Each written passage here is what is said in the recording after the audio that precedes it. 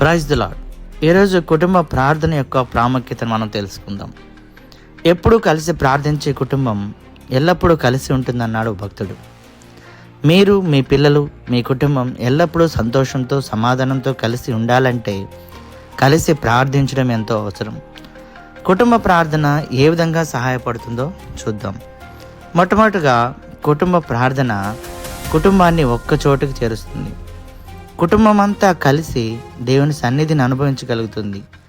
కుటుంబం తప్పక కలుసుకోవడం వల్ల ఆ రోజు ఒకవేళ దేవునికి వ్యతిరేకంగా ఎవరైనా జీవిస్తే సరిచేసుకునే సమయం దొరుకుతుంది. కుటుంబం అంతా కలిసి కుటుంబంలో ఉన్న సమస్యను గురించి ప్రార్థించడం ద్వారా ప్రతి ఒక్కరిలో భారం మరియు బాధ్యత ఏర్పడుతుంది. కుటుంబ ప్రార్థన ద్వారా మన పిల్లలు మొదటి నుండి దేవుని యందు భయభక్తులు నేర్చుకుంటారు. భార్యాభర్తల మధ్య మనస్పర్ధలు వచ్చినా కలిసి ప్రార్థించినచో తప్పులు తెలుసుకుని ఒకరినొకరు క్షమించుకోగలుగుతారు. కలిసి ప్రార్థించినప్పుడు మనకు వ్యతిరేకంగా నియమించిన ఏ ఆయుధము లేక ఆలోచన అయినా వర్ధిల్లదు.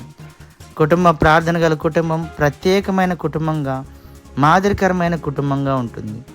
ప్రార్థన కుటుంబాన్ని కలిపి ఒక తాటి మీద, ఒకే ఆలోచన మీద నడుపుతుంది. కాబట్టి ప్రియ సహోదర సహోదరి, ఈ యొక్క కుటుంబ ప్రార్థన మీ కుటుంబాలకు ఆశీర్వాదకరంగా, దీవెనకరంగా ఉండను గాక. ఆమేన్.